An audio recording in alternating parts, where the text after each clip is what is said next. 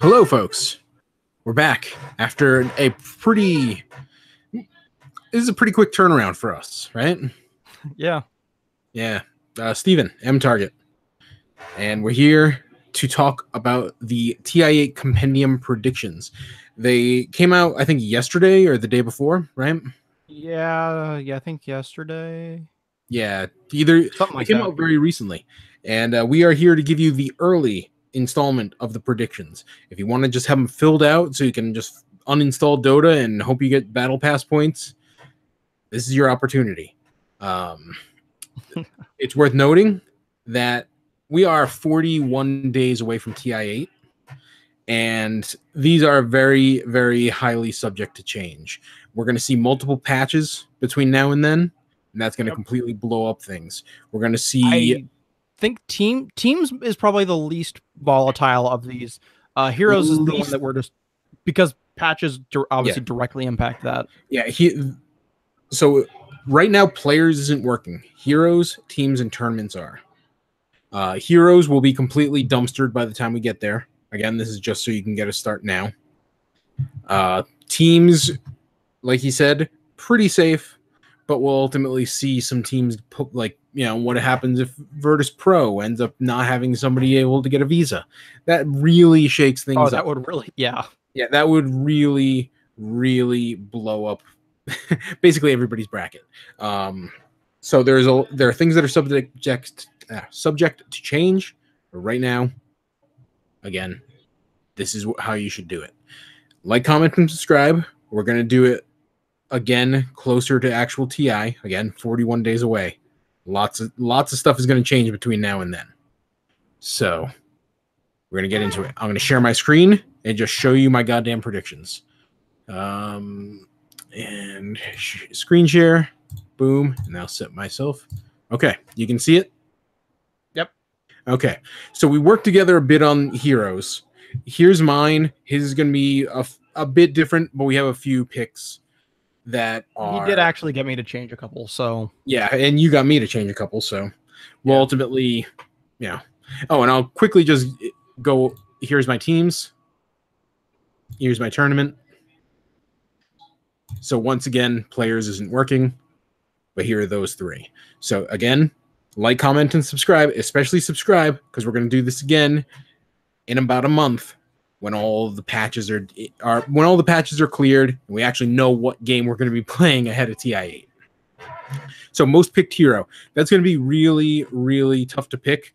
We might see Pango get nerfed to hell. We might see a hero like Bloodseeker get buffed repeatedly. We might see a bunch of other things, but right now, and we discussed this, the most picked hero, the lane you should be looking at is the off lane right now. And or Pango support. Position 4 might be the other one. Not mid, not hard carry is the big thing. You want to look at those the 4-5-3 spots. Yeah. And Pango has the right blend of versatility, popularity among the different regions, and just generally being strong that you want to have in your most picked hero. Again, 100% subject to change, but right now it's Pango. Most banned. For basically every year since he's been introduced, IO/Wisp has been a really solid pick. That doesn't change here. And I've got him in there for most banned. Highest win rate and highest kill average, I have Bloodseeker. They were he was very popular in the North American qualifiers, popped up in some other regions. Will he end up being kind of like a Phoenix kind of hero where he was very, very hot for a little while there, but then fell off once different teams figured out how to work around him? Don't know. But either way, right now, good pick. Bounty Hunter is the safest pick on this list, pretty much. The way track works and other mechanics, the way Shuriken works, other things, he's going to get a lot of assists, regardless of, and unless he becomes a very, very, very popular hero. He's kind of popular now, but unless he becomes very popular to the point where you can really count on a lot of teams losing with him, he's your go-to for highest assists average. He's going to rack up assists with track and Shuriken, and he's going to be in on a lot of early game rotations. So Bounty Hunter, right now, probably the safest pick on this list for highest assist average. Here with the lowest death average, you're going to want to go with a hard carry, a number 1 spot with different escape mechanisms. This is going to change based on who ends up getting picked and who ends up getting popular and who ends up getting nerfed and buffed on the way to TI8. Right now, it's Morphling. You all know how many different ways he can avoid getting killed. We've all played against him. You can go with Anti-Mage, though he's a little bit flimsy because you can also count on a lot of teams to pick him and lose with him. Morphling with more of a niche pick. Phantom Lancer is another option. Pango might end up being an option. There are a few different heroes that could hypothetically get fit into this spot based on what the heroes look like come TI8. Right now, Morphling. Highest last hit average, another pretty safe pick, Anti-Mage. There are a few other options in terms of hard carries that are going to be popular and very good as in the late game. We all know what Anti-Mage is capable of in terms of reliably farming throughout a game at every single stage. He's your safest pick here. Meepo, highest experience per minute average. As you probably know, he gets experience for every single Meepo that's on the field, and that allows him to get experience very quickly. There's a little bit of questionability in terms of him getting picked by not very good teams. He's a go-to pick for some questionable teams in terms of how long they'll stick around. Might end up being a part of a lot of short games. Also might not actually get picked 5 times. That is the minimum. But I'm going with him here for now. Hero with most kills in a game, hero with most last hits in a game, Anti-Mage, as I explained. He is very good late game. Going to be picked fairly often, I anticipate.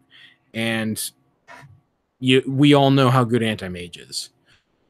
So I'm going to switch over to MTarget screen.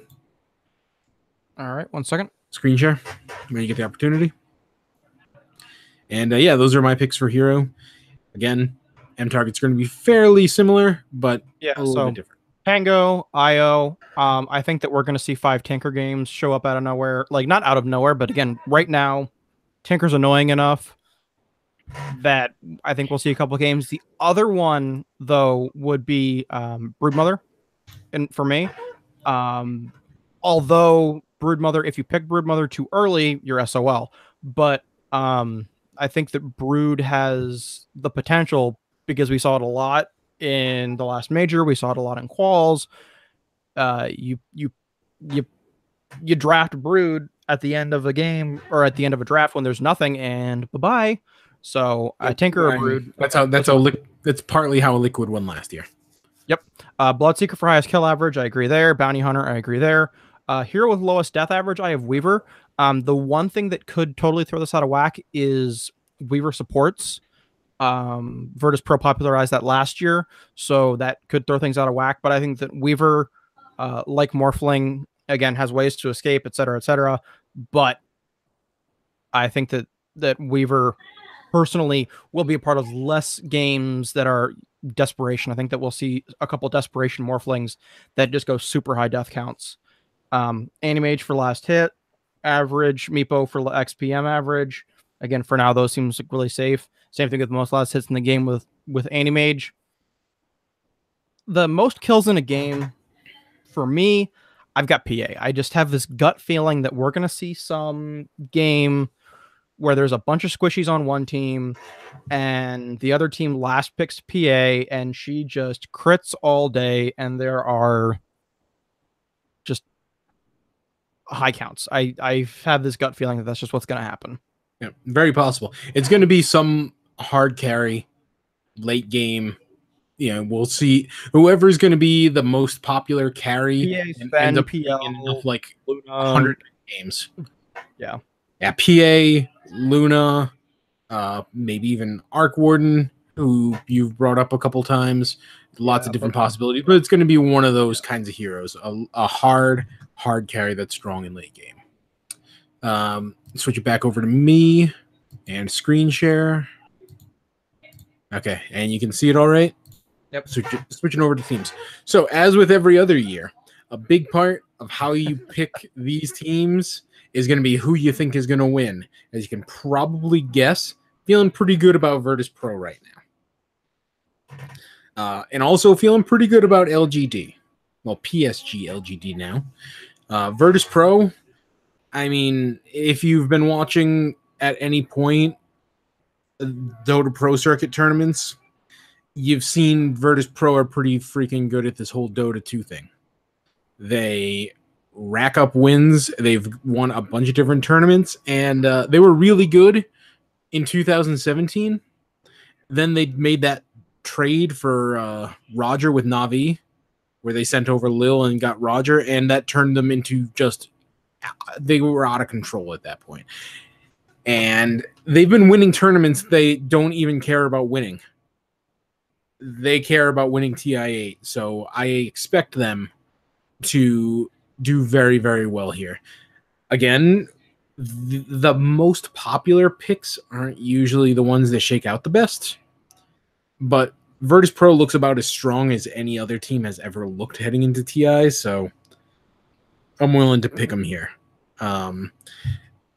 Regardless of whether or not you think they're going to win, they're a strong pick for most kills in a game and highest kill average and fewest deaths. They're just really strong picks for this entire row, basically, because they don't just play, they play to kill you. They don't just play to win. They will try and kill you and your entire family. So they are strong in all four of these spots. Most assists in a game. I bucked that trend because longevity is going to come into play with that. And I think that if I recall correctly, Chinese teams did have the highest game length average by more so than their Western counterparts. And LGD is the best Chinese team right now. So that's why I give them team with most assists in a game, team with the longest game, and team with the highest game length average. There are a bunch of other options. As you discussed, team like Team Liquid, who's really good at stalling out games, is capable of taking these spots. Different Chinese teams, we don't know what Team Serenity is going to look like come TI8. We don't know what Invictus Gaming is going to look like. We might see something from Newbie or Vici. Those are all options that are in play here. But I've got LGD. They're the one I have the most faith in, so I picked them all here. Team that wins the shortest game, again, Virtus Pro comes to kill you and your entire family. They will go for the jugular if they believe they can get it. And there's a good chance that they're going to win like a 13-minute, 15-minute game. I think this is probably the safest overall pick. They go for the kill. Again, there's going to be a lot of room for error here because you never know what's going to happen in a game with, like, I don't know, Pain Gaming might just get shit kicked by a Team Liquid. But team that wins the shortest game, Virtus Pro. And finally, team that picks the fewest different heroes. That's a team where you're looking for them to get a relatively early exit, but not a very early exit. You want a team that can get some wins, but aren't going to win it. And because of that, there are a few different options. Mineski's in the hunt. Newbie might be in the hunt, depending on how they look on this. TNC is a great pick. I went with Invictus Gaming. I feel like they are capable of getting a lot of wins.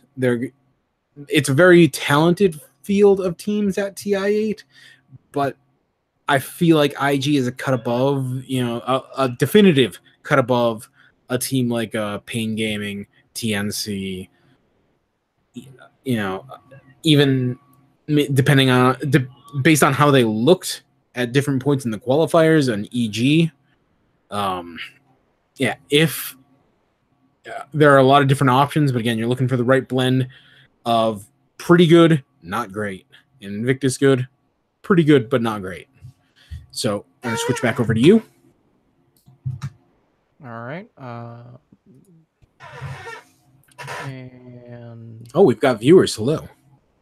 Hey, everybody. So anyways, for mine, I'm a little bit different here, and I'm not as set as he is. So I'm rooting for Liquid. So I've got Liquid winning it, and that obviously affects everything else. I still think that Virtus Pro is going to do most kills in the game. Highest kill average, I think, is going to be Winstrike, actually. They played aggressively and, do, like to fight a lot. They do. That's probably one of the ones that I might change.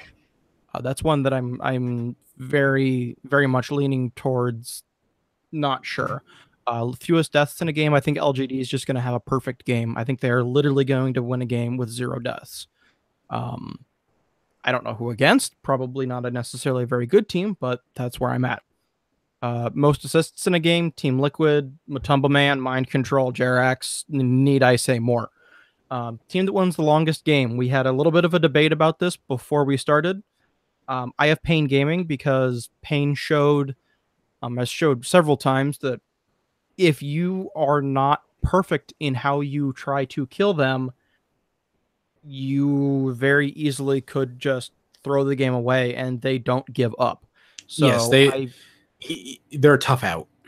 Yeah, they're very tough out, and I think that they are either going to be the team that wins the longest game or loses the longest game. I think that they're going to,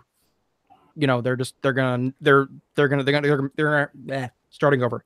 They're gonna have their backs against the wall, refuse to give up, be fighting, scrapping, and they're either going to wipe the enemy team and win, or they're going to get wiped and lose. Yeah. Team that wins the shortest game, let's be honest, it's going to be Virtus Pro unless something crazy happens.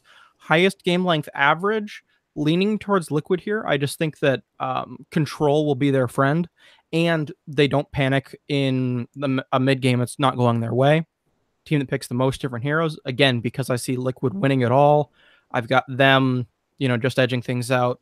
And then for fewest different heroes, this is kind of a holistic decision, not so much an actual like statistic-based one here right now.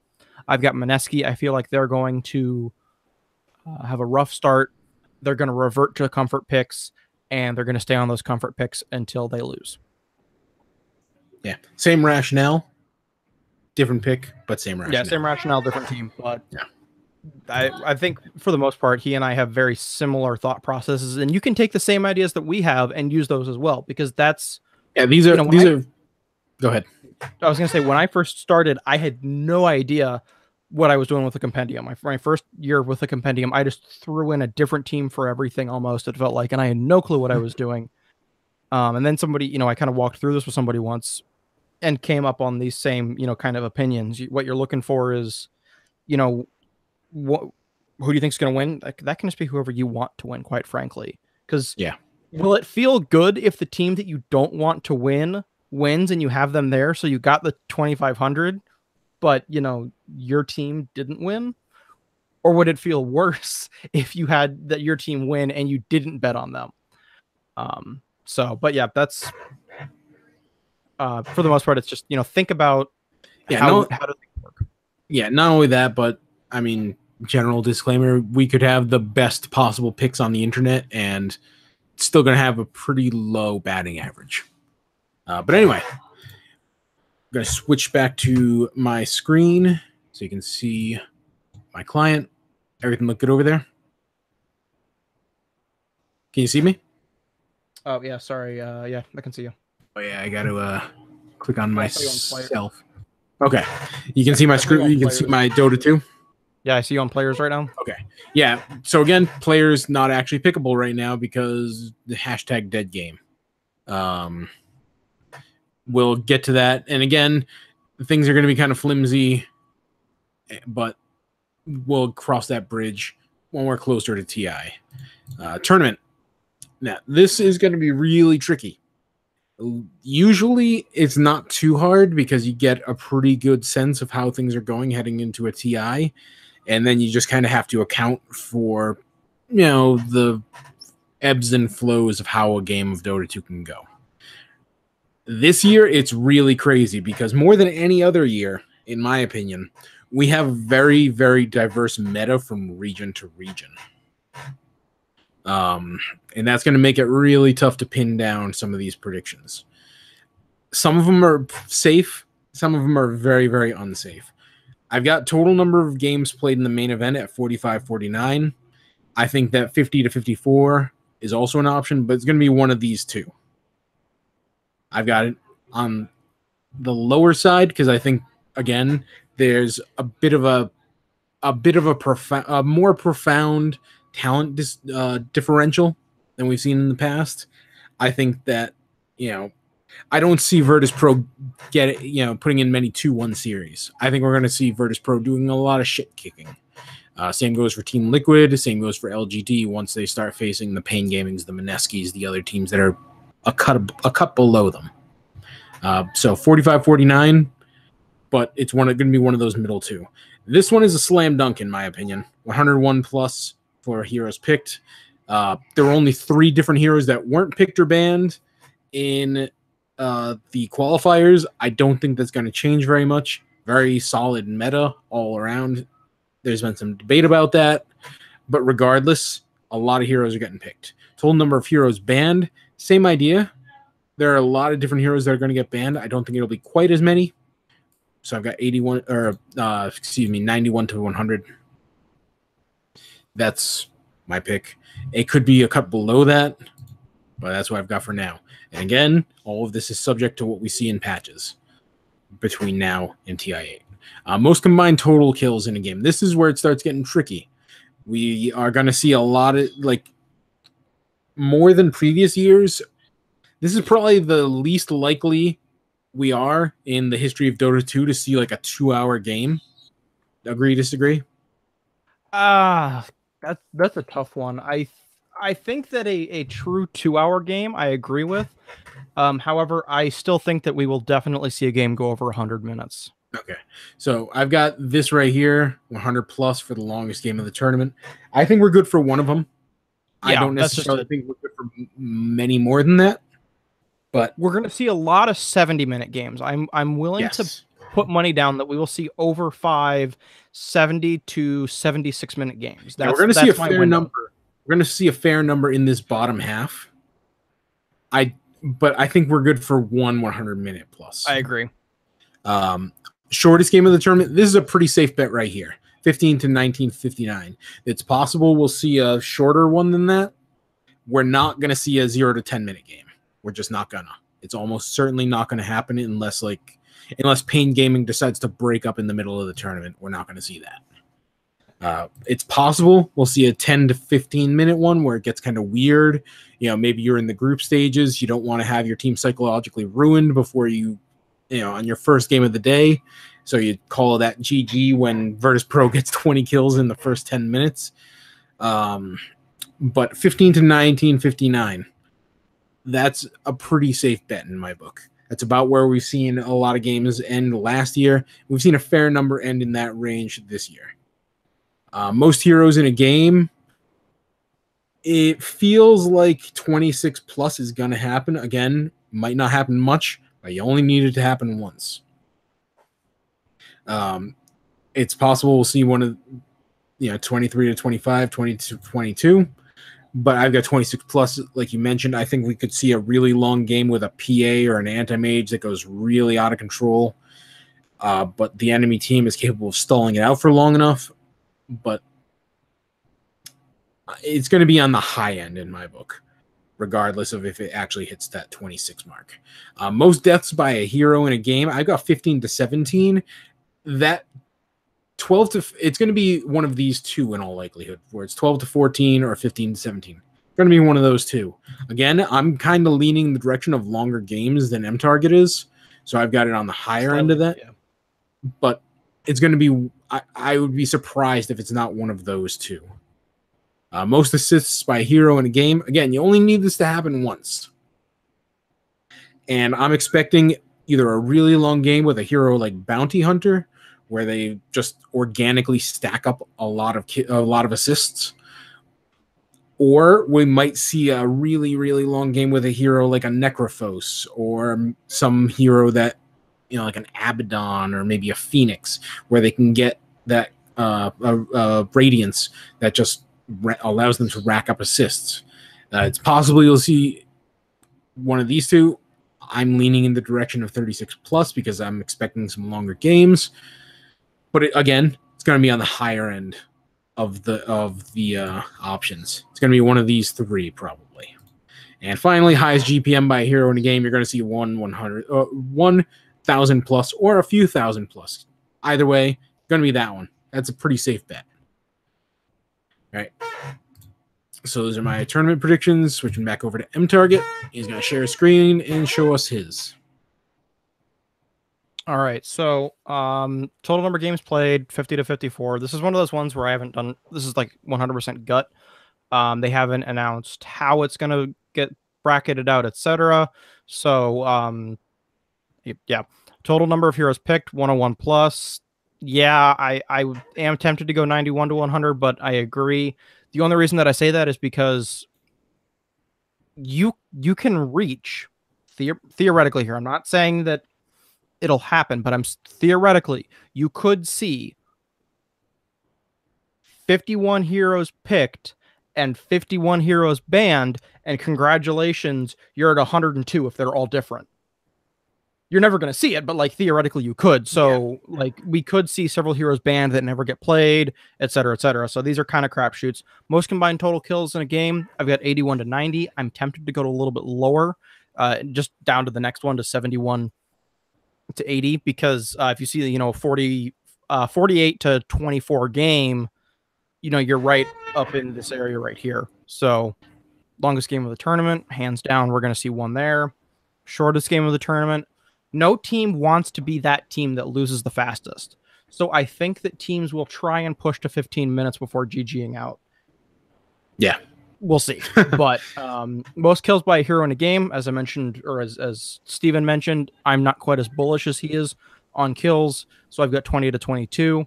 But again, a little bit more, a little bit less. Maybe a little bit more. I think that I'm on the low end here, possibly. Most deaths, 12 to 14. Again, I think that you see much more than 14 deaths on a team or on a player, and you're going to be seeing GG outs anyways.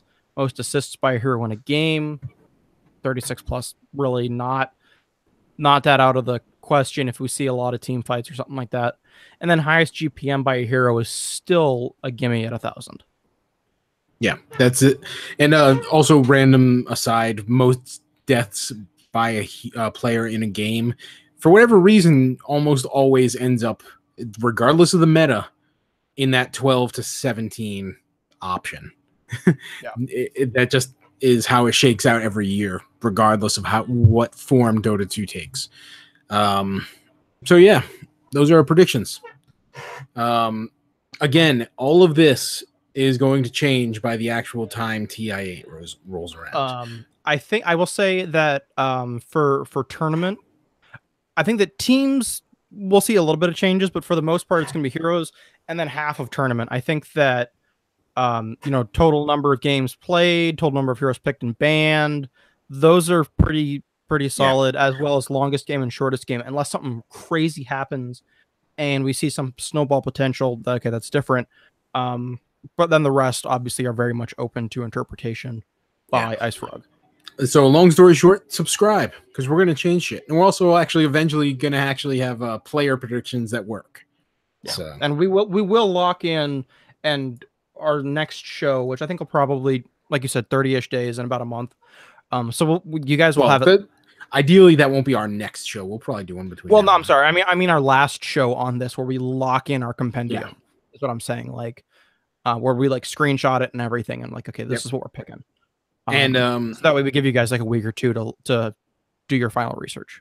Yeah, and we'll also do a special fantasy edition before to again describe how fantasy Dota works and show you. And if we want to really go for hashtag content, gonna do a pack opening thing.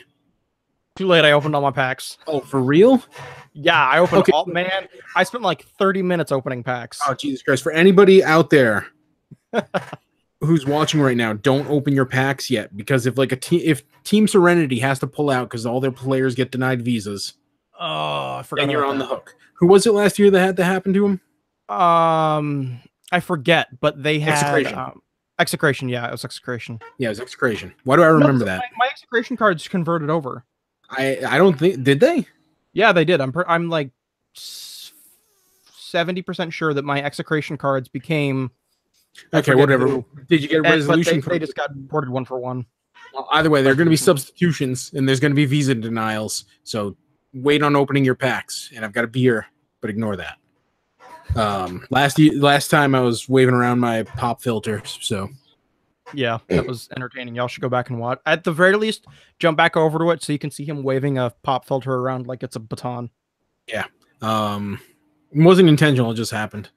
Like, I'm not trying to be funny. I just am naturally funny. So yeah, like, comment, subscribe, hit the bell, because that's what everybody says to do now. I don't actually even know what it does, but do it. And yeah, we're gonna do more Compendium and Battle Pass stuff in the build up to TI8, and you can join us for that. And we're great. And follow us on Twitter, because we don't get enough notifications on Twitter where we'll be able to ignore you. All right. So everybody have a great day. I've got a daily hero challenge in Sniper. I'm gonna probably try and have that work out. I'm gonna play Turbo because it's just quicker. I got a daily hero for Tiny. That ain't happening. Why not? Sorry, Rockboy still is like 40% win rate right now. Tiny had the lowest win rate last patch at like 32%. Whoa, we just had a huge spike. We got 7 viewers right now. Where did this come from? Hey, everybody, we're signing off. Y'all are late. Y'all are late. So yeah, click back, like, comment, and subscribe. And then watch this video, because we're going to be doing more TI8, Battle Pass and Compendium, predictions, fantasy, all that shit. Have a great day. Have a great rest of the week. Have a great weekend. And yeah, tune in, because we're going to get you them levels.